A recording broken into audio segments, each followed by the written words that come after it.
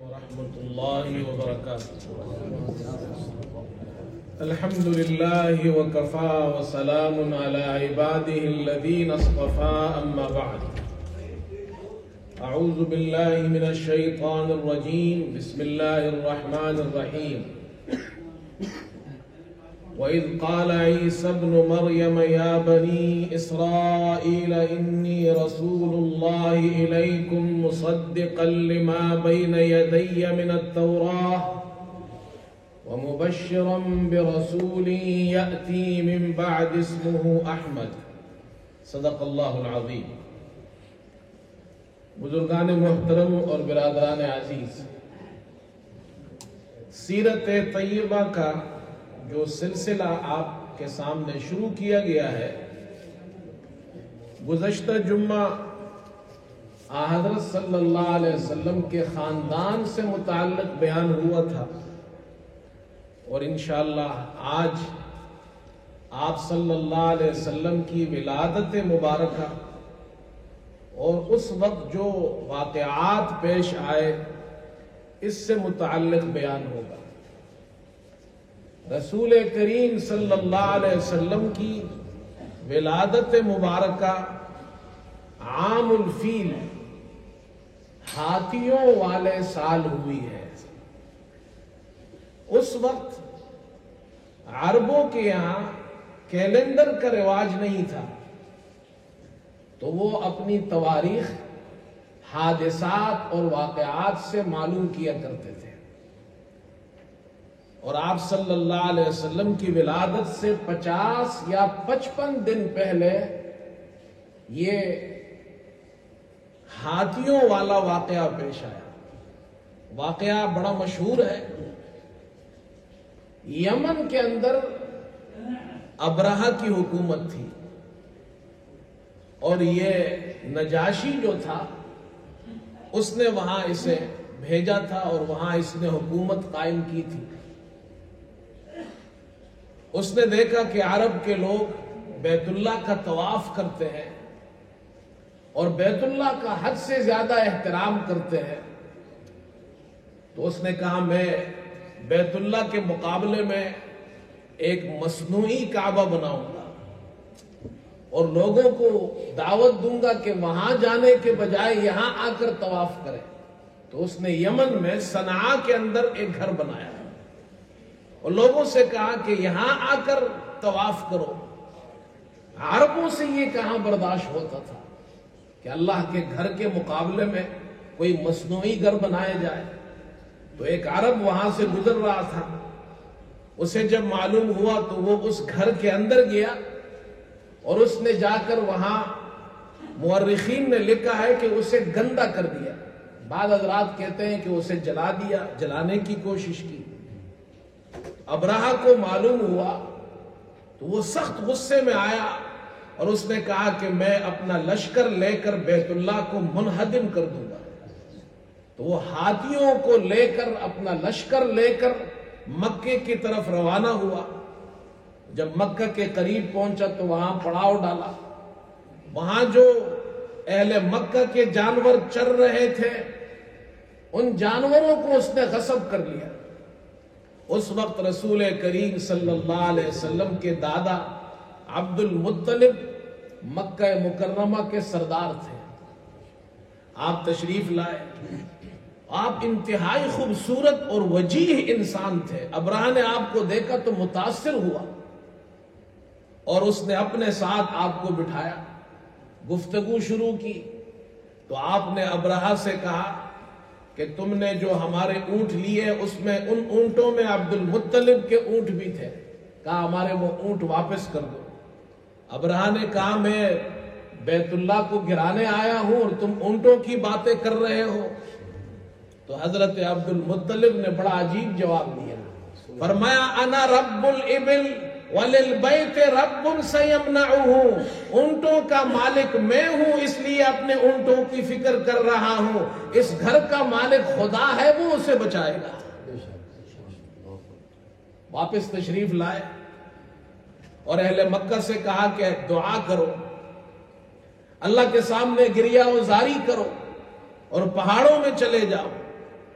یہ جو ابرہا کا لشکر تھا یہ ایک وادی میں پہنچا منا کے قریب، اس وادی کا نام ہے وادی محصر۔ وہاں اللہ تعالیٰ نے اس پر عذاب بھیجا، پرندوں کے غول جھنڈ کے جھنڈ اللہ نے بھیجے۔ ان پرندوں کے چونچوں میں چھوٹے چھوٹے کنکر تھے، وہ کنکر پرندے ان پر گراتے تھے اور وہ ان کے لیے گولیوں سے زیادہ خطرناک بن گئے، اور وہ سب کے سب ان کے ہاتھی ہلاک ہو گئے۔ ابرہا اس پر چیچک کے دانے نکل آئے، اس کے جسم کے گوشت کے حصے ٹوٹ ٹوٹ کر گرنے لگے، یہاں تک کہ جب وہ یمن پہنچا تو اس کا دل بھی باہر آ گیا اور اسی میں مر گیا۔ اللہ تعالیٰ نے اپنے گھر کی حفاظت کی۔ یہ جو وادی ہے وادی محصر اس کو کہتے ہیں، اور اس کے بارے میں رسول کریم صلی اللہ علیہ وسلم کا حکم یہ ہے کہ جس جگہ عذاب آئے وہاں جلدی سے گزرو۔ چنانچہ آپ صلی اللہ علیہ وسلم حج جب ادا فرما رہے تھے، آپ سواری پر سوار تھے اور آپ نے سواری کو حرکت دی یہاں سے جلدی گزر جائے۔ تو عذاب جہاں پر آیا ہے وہ جگہ سیر گاہیں نہیں ہوتی ہے، وہ عبرت گاہیں ہوتی ہے۔ میں نے وہ جگہ دیکھی ہے، جب آج سے کوئی 27-28 سال پہلے جب میں حج پر گیا تھا تو وہاں ایک بورڈ لگا ہوا ہوتا تھا، وادی محصر لکھا ہوا ہوتا تھا۔ حجاج اکرام جب وہاں سے گزرتے تھے مینا کی طرف جاتے تھے تو وہ نظر آتا تھا۔ تو بہرحال یہ واقعہ پیش آیا، علماء فرماتے ہیں، اور اس کا ذکر اللہ نے قرآن میں بھی کیا ہے سورہ فیل میں، أَلَمْ تَرَ كَيْفَ فَعَلَ رَبُّكَ بِأَصْحَابِ الْفِيلِ، اس صورت میں اللہ نے ذکر فرمایا ہے۔ اس واقعے کو ارہاس کہتے ہیں، اہل علم کی یہاں اصطلاح ہے ارہاس، اور ارہاس کا معنی یہ ہے خرق عادت، ایک کام ہو عادت کے خلاف ہو۔ اب چھوٹے چھوٹے پرندے ہیں، ان کی چونچوں میں کنکر ہے اور اس سے ہاتھی ہلاک ہو رہے ہیں، یہ عقل کے خلاف ہے، عادت کے خلاف ہے، اللہ اپنی قدرت سے کر رہا ہے، اسے ارہاس کہتے ہیں۔ نبی کے ہاتھ پر جو معجزہ ظاہر ہو خرق عادت، اس کو معجزہ کہتے ہیں، اور نبی کی ولادت سے پہلے، ولادت کے قریب جو خرق عادت کام واقع ہو اس کو ارہاس کہتے ہیں۔ یہ واقعہ اللہ تعالیٰ نے دکھایا، اور اہل مکہ باوجود کہ وہ مشرک تھے اللہ نے ان کی مدد کی۔ ابرہا عیسائی تھا، اہل کتاب تھا، اللہ نے اس کی مدد نہیں کی۔ یہ دکھانا تھا اور یہ ارہاس تھا کہ محمد صلی اللہ علیہ وسلم کی ولادت کا زمانہ قریب آنے والا ہے۔ اس کے بعد یہ واقعہ محرم کو پیش آیا، سفر اور ربیع الاول، 50 یا 55 دن گزرے ربیع الاول میں رسول کریم صلی اللہ علیہ وسلم کی ولادت مبارکہ ہوئی ہے۔ آپ کی ولادت پیر کے دن ہوئی، عام الفیل، فیل والے سال ہوئی، اور صبح صادق کے وقت ہوئی۔ تاریخ کون سی تھی اس میں اختلاف ہے، عام طور پر مشہور و معروف یہ 12 ربیع الاول کو آپ کی ولادت ہوئی ہے۔ البتہ علماء اور محدثین کے یہاں راجح قول یہ ہے کہ 8 ربیع الاول کو آپ کی ولادت ہوئی ہے۔ عبداللہ ابن عباس اور جبیر ابن مطعم رضی اللہ عنہما یہ بھی فرماتے ہیں کہ 8 کو آپ کی ولادت ہوئی ہے۔ آپ صلی اللہ علیہ وسلم کی ولادت جب ہوئی تو اس رات عجیب واقعات پیش آئے، اور کچھ واقعات ایسے جو آسمانوں پر پیش آئے، کچھ واقعات ایسے جو زمین پر پیش آئے۔ آسمان پر کیا واقعہ پیش آیا؟ عثمان بن ابی العاص رضی اللہ تعالی عنہ، ان کی والدہ کا نام فاطمہ ہے، وہ فرماتی ہیں کہ جس رات حضور صلی اللہ علیہ وسلم کی پیدائش ہوئی میں حضرت آمنہ کے ساتھ ان کے گھر پر تھی، اور جب آپ کی پیدائش ہوئی تو وہ گھر نور سے بھر گیا، اور آسمان کے ستارے میں نے دیکھا کہ وہ نیچے گرتے آ رہے ہیں، اور مجھے یہ گمان ہونے لگا کہ یہ ستارے میرے اوپر گر آئیں گے۔ یہ اشارہ اس بات کی طرف تھا کہ شرک کی ظلمتیں ختم ہونے والی ہے، توحید کا نور دنیا میں پھیلنے والا ہے۔ امام احمد نے روایت نقل کی ہے عرباض بن ساریہ رضی اللہ تعالی عنہ سے، وہ فرماتے ہیں حضرت آمنہ نے آپ کی ولادت کے وقت دیکھا کہ ایک نور پھیل گیا جس سے شام کے محلات روشن ہو گئے۔ علماء نے اس میں وجہ یہ بیان کی ہے کہ شام کے محلات روشن ہونے میں اس بات کی طرف اشارہ ہے کہ محمد صلی اللہ علیہ وسلم، یہ جو مبارک بچہ پیدا ہو رہا ہے، اس نبی کے حیات کے اندر اللہ تعالیٰ اسلام کو شام تک پہنچائیں گے۔ اور زمین کے اندر کچھ واقعات ایسے عجیب پیش آئے کہ اس وقت کی جو سپر پاور حکومت تھی وہ فارس کے اندر کسرا کی حکومت تھی۔ آپ صلی اللہ علیہ وسلم کی جس رات ولادت ہوئی تو کسرا کے محل میں زلزلہ آیا، اور وہ مجوس تھے، آتش پرست تھے، ان کا جو آتش کدہ تھا جہاں آگ جلتی تھی وہ 1000 سال سے وہ آگ جل رہی تھی، وہ آگ بجھ گئی۔ دریائے ساوا کا پانی خشک ہو گیا۔ کسرا صبح ہوئی تو بڑا پریشان تھا، لیکن تھا تو بادشاہ، تو شاہی وقار اس کو روک رہا تھا، ورنہ وہ اپنی پریشانی کو ظاہر نہیں کر رہا تھا، اندر سے بڑا پریشان تھا۔ اور واقعہ صرف زلزلہ نہیں آیا، زلزلہ آیا اور اس کے محل کے 14 کنکرے گر گئے۔ عربی زبان میں اس کو شرفہ کہتے ہیں، جس کو ہم اردو میں چھجے کہتے ہیں، بالکونیاں۔ یہ 14 محل کے 14 چھجے گر گئے ایک رات میں۔ بڑا پریشان ہوا، دربار میں آیا تو موبزان نے کہا میں نے خواب دیکھا ہے، سخت اونٹ ہے جو عربی اونٹ گھوڑوں کو کھینچ کر لے جا رہے ہیں اور دریائے دجلہ سے پار ہو کر پوری دنیا میں پھیل گئے۔ کہا اس خواب کا مطلب کیا ہے، اس کی تعبیر کیا ہے؟ اس نے کہا لگتا ہے کہ عرب کے یہاں کوئی بڑا حادثہ پیش آنے والا ہے۔ تو اس نے مزید تحقیق کے لیے نعمان بن منذر کو فرمان بھیجا کہ ایک عالم میرے پاس بھیجو جو اس خواب کی تعبیر بتائے۔ انہوں نے عبد المسیح کو بھیجا، یہ عیسائی مذہب کا بڑا عالم تھا عبد المسیح۔ اس نے خواب سنا تو کہا اس کی تعبیر تو میرا ماموں بیان کر سکتا ہے، سطیح۔ وہ اپنے ماموں کے پاس گیا، وہاں پہنچا تو وہ بہت بوڑھے ہو گئے تھے، بستر مرگ پر تھے۔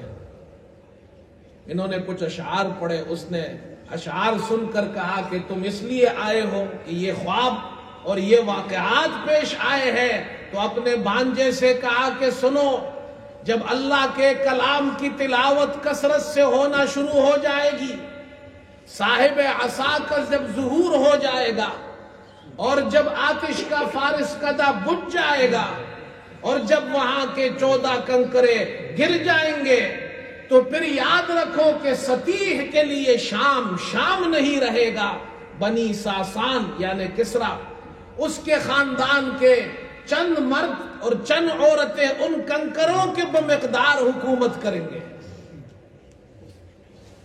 یہ خواب کی تعبیر لے کر آئے، کسرا کو بیان کیا۔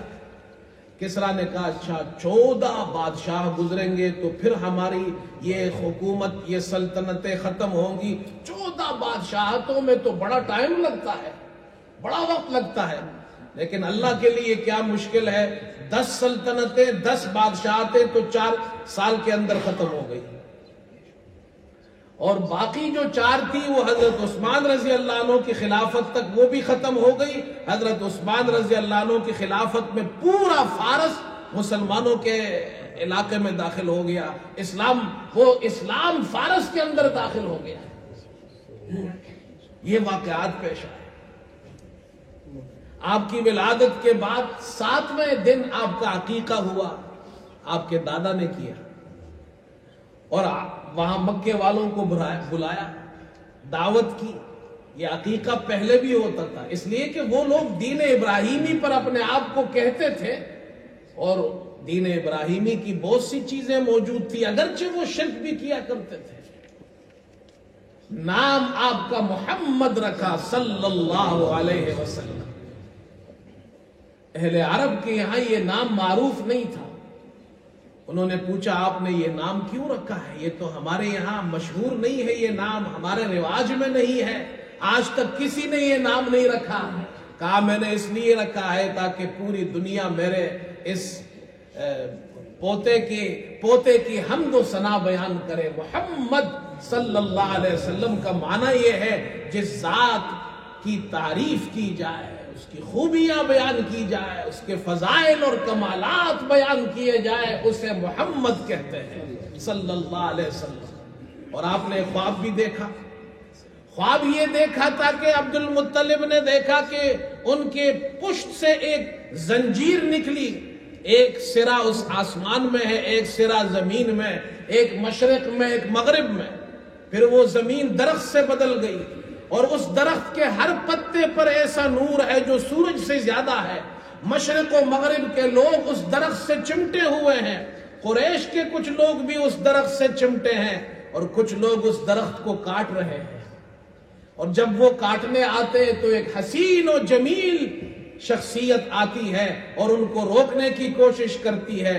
انہوں نے تعبیر پوچھی تو معبر نے بتایا آپ کے خاندان میں ایک بیٹا پیدا ہوگا جس کا نام مشرق و مغرب تک پھیل جائے گا، سب اس کی تعریف کریں گے۔ اس لیے نام رکھا محمد صلی اللہ علیہ وسلم، جس کی تعریف کی جائے۔ سب سے زیادہ تعریف دنیا کے اندر آپ صلی اللہ علیہ وسلم کی جا رہی ہے، اور آپ کا ایک نام احمد بھی ہے، جو قرآن میں اللہ نے دونوں ذکر کیے ہیں، احمد بھی ہے اور محمد بھی ہے۔ احمد کا معنی یہ ہے سب سے زیادہ تعریف کرنے والا، اور انسانوں میں سب سے زیادہ اللہ کی حمد و ثنا بیان کرنے والے محمد صلی اللہ علیہ وسلم، اور انسانوں میں سب سے زیادہ جن کی تعریف کی گئی ہے وہ محمد صلی اللہ علیہ وسلم ہے۔ محمد اور احمد دونوں کا مادہ حمد ہے، حمد، اور حمد کے جتنے انواع ہے، جتنے اقسام ہے، اللہ تعالیٰ نے سب کے سب آپ میں جمع کر دیے ہیں۔ آپ کا نام محمد، آپ کا نام احمد، آپ کو اللہ نے سورہ حمد عطا کی ہے، ایسی سورت اللہ نے کسی امت کو عطا نہیں کی ہے۔ آپ کو جو امت عطا کی ہے اس امت کا لقب حمادون ہے۔ قیامت کے دن آپ کو سب سے اونچا مقام عطا کیا جائے گا، مقام محمود، جو جھنڈا آپ کو عطا کیا جائے گا، لوائے حمد۔ شفاعت سے پہلے جب آپ سجدے میں اللہ کی حمد بیان کریں گے خاص کلمات کے ساتھ، حمد، اس امت کو یہ سنت بتائی گئی ہے، کھانے کے بعد کہو الحمدللہ، پانی پیو تو الحمدللہ، سفر کر کے واپس آؤ شہر میں الحمدللہ، مجلس ختم ہو تو حمد پر مجلس ختم ہوتی ہے۔ اشارہ اس بات کی طرف ہے اللہ نے نبوت کا آغاز آدم علیہ السلام سے کیا اور ختم محمد صلی اللہ علیہ وسلم پر کیا۔ جس طرح مجلس کے آخر میں حمد ہوتی ہے، نبوت کا آخر بھی اللہ نے محمد صلی اللہ علیہ وسلم پر کیا ہے۔ اب اور کوئی نبی نہیں آئے گا، اب تو اس نبی کی تعریف کی جائے گی۔ اس لیے اللہ نے یہ نام کسی کے دل میں نہیں ڈالا آپ سے پہلے، اسے روکے رکھا کہ کوئی یہ نام نہ رکھے، یہ نام صرف محمد صلی اللہ علیہ وسلم کا ہوگا۔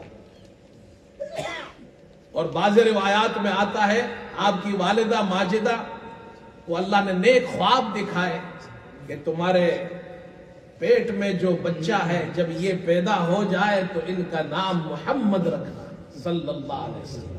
میرے دوستو، اس امت کے اندر ہم مسلمان ہیں، لیکن 1400 سال سے آپ زیادہ عرصہ گزرا، آپ دیکھیے اللہ نے محمد صلی اللہ علیہ وسلم کی محبت مسلمانوں کے دلوں میں رکھی ہے، آپ کے نام کی محبت بھی رکھی ہے۔ مسلمان آپ صلی اللہ علیہ وسلم کے نام سے بھی محبت کرتے ہیں۔ کتنی محبت کرتے ہیں؟ جب آپ کا نام آتا ہے سب کہتے ہیں صلی اللہ علیہ وسلم۔ حدیث کی کتابیں بری پڑی ہے، جہاں آپ کا نام ہے صلی اللہ علیہ وسلم، یہ عشق اور محبت اللہ نے آپ کے نام کے ساتھ کر دی ہے۔ محمود غزنوی بادشاہ گزرا ہے، ایک مرتبہ وہ غسل خانے میں تھا، باتھ روم میں، اسے پانی کی ضرورت ہوئی تو اس نے اپنے غلام کو آواز دی، غلام پانی لے کر آئے، وضو کیا، باہر نکلے تو غلام نے پوچھا کہ حضور آپ نے مجھے میرے نام سے آواز نہیں دی ہے، دوسرے نام سے آواز دی ہے، میرا نام تو یہ نہیں جو آپ مجھے پکار رہے تھے۔ تو محمود نے کہا تمہارا نام محمد ہے، مجھے یہ اچھا نہیں لگا غسل خانے کے اندر یہ پیارا نام میں۔ ایسے لوگ ہزار بار بشویم دہن بمشک و گلاب، ہزار بار بشویم دہن بمشک و گلاب، ہنوز نام تو گفتن کمال بے دبیس۔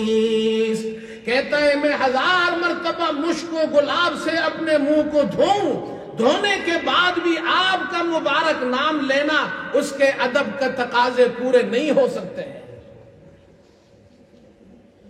محمد صلی اللہ علیہ وسلم کا نام آپ نے خود فرمایا، ایک مسلم شریف کی روایت ہے، تم میرے نام پر اپنے نام رکھ سکتے ہو۔ بعض علماء نے یہ لکھا ہے کہ بہت سے لوگ جب مسلمان ہوتے تھے ان کے نام ٹھیک نہیں ہوتے تھے تو آپ صلی اللہ علیہ وسلم ان کے نام بدل دیتے تھے۔ بعض صحابہ کے نام آپ نے بدلے ہیں اور تقریباً 14 صحابہ کے نام آپ نے خود محمد رکھے ہیں۔ فیض القدیر میں ہے، علماء نے اس نام کے بڑے فضائل بیان کیے ہیں۔ فیض القدیر میں ہے جس شخص کے گھر میں ایک شخص کا نام محمد ہو یا 2 کا نام ہو یا 3 کا نام ہو تو اس شخص کو کوئی نقصان نہیں ہوتا ہے۔ یہ اس نام کی برکات ہے۔ سمرقند کے اندر ایک قبرستان ہے، اس کا نام ہے مقبرۃ المحمد، اور اس قبرستان کی خصوصیات، یہ قدیم قبرستان ہے، اس کے لیے شرط یہ لگائی گئی تھی کہ اس میں وہ علماء دفن کیے جائیں گے جن کا نام محمد ہوگا۔ 400 علماء وہاں مدفون ہیں۔ صاحب ہدایہ ایک بہت بڑے عالم گزرے ہیں، ہدایہ مشہور کتاب ہے، ہمارے یہاں مدارس میں پڑھائی جاتی ہے، امام مرغنانی کی۔ ان کا نام چونکہ محمد نہیں ہے، جب ان کا انتقال ہوا باوجود اتنے بڑے عالم ہونے کے قبرستان میں، اس قبرستان میں اندر دفن نہیں کیا، باہر دفن کیا انہیں۔ اس امت کا عشق ہے محمد صلی اللہ علیہ وسلم کے نام سے، آپ کا نام اتنا پیارا ہے۔ اور آج بھی میں ایک رپورٹ پڑھ رہا تھا، پوری دنیا کے اندر آج بھی پوری دنیا کے اندر سب سے فیمس نام محمد ہے صلی اللہ علیہ وسلم، اور سب سے زیادہ رکھا جانے والا نام محمد ہے پوری دنیا میں۔ آپ جا کے گھر پہ پھر نیٹ پر چیک کر لیجئے، دنیا میں آج بھی سب سے زیادہ رکھا جانے والا نام محمد ہے صلی اللہ علیہ وسلم۔ دیکھیں یہ ہمارے یہاں اور یہاں جو مغرب کا کلچر ہے اس میں بڑا فرق ہے۔ یہ ایک نام رکھتے ہیں، دوسرا نام سرنیم ہوتا ہے۔ ہمارے یہاں جو نام ہوتا ہے، مثال کے طور پر کسی کا نام محمد سلمان ہے تو یہ 2 نام نہیں ہے، یہ ایک ہی نام ہوتا ہے۔ لیکن یہ محمد صلی اللہ علیہ وسلم کا نام پہلے برکت کے لیے رکھا جاتا ہے، لیکن یہاں لوگ اس کو کہہ دیتے جی دوسرا نام اس کا پھر سرنیم بنا دیتے ہیں، حالانکہ وہ سرنیم نہیں ہوتا، وہ دونوں ایک ہی نام ہوتے ہیں ایک شخص کے۔ بہرحال ایک ضمن میں ایک بات یاد آ گئی، میں آپ کو کیا سناؤں، یہ اتنا پیارا نام ہے، اللہ اکبر۔ اس نام کے ایک ایک حرف کے بارے میں آپ سوچیں۔ ایک شاعر نے بڑا بڑے اچھے انداز میں بیان کیا ہے محمد صلی اللہ علیہ وسلم کے نام میں جو حروف ہیں. فرمایا کہ حرفوں میں محمد کے اشارات تو دیکھو، حرفوں میں محمد کے اشارات تو دیکھو، کیا سر نہا سے ہے برا نام محمد صلی اللہ علیہ وسلم. ہے میم میں محبوبی مطلق کا اشارہ، ہے میم میں محبوبی مطلق کا اشارہ، پھر کیوں نہ ہو محبوب خدا نام محمد صلی اللہ علیہ وسلم. اور ہے میں ہے حیات ابدی جان بلبلوں کی، عشاق کہے روح فضا نام محمد صلی اللہ علیہ وسلم. ایک مرتبہ پڑھنے پر 10 رحمتیں اللہ تعالیٰ عطا فرماتا ہے. دنیا میں ایسا کوئی نام نہیں ہے جس نام پر صلی اللہ علیہ وسلم اللہ کے رسول کا نام ہے، جن کے نام پڑھنے پر سننے پر صلی اللہ علیہ وسلم کہنے پر اللہ 10 نیکیاں عطا فرماتے ہیں، 10 رحمتیں عطا فرماتے ہیں. اور ماجون مفرح ہوئی وہ میم مکرر، ماجون مفرح ہوئی وہ میم مکرر، اور دال ہے دل کی دوا نام محمد صلی اللہ علیہ وسلم. اس نام کی لذت دل عشاق سے پوچھو، جانا گئی تن میں جو لیا نام محمد صلی اللہ علیہ وسلم. اللہ تعالیٰ ہم سب کو رسول کریم صلی اللہ علیہ وسلم سے سچی محبت نصیب فرمائے. وآخر دعوانا الحمدللہ رب العالمین.